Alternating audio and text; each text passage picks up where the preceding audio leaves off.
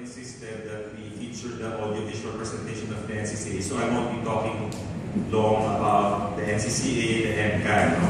But I'll still say something about NCCA and NCAG. Before I go on, I said this yesterday in Palayuhan Elementary School, that it has been my commitment to clarify what NCCA is all about. No?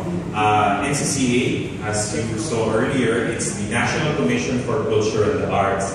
It's not NCAA. NCAA is the National Collegiate Athletics Association. Medyo common yun na palagi naaalala NCAA. Hindi po kami yun.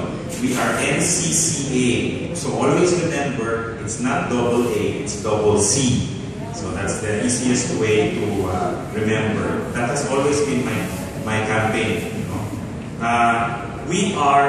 You may consider that we are since the government, our current organization of government, we do not have the Ministry of Culture, you may consider us the de facto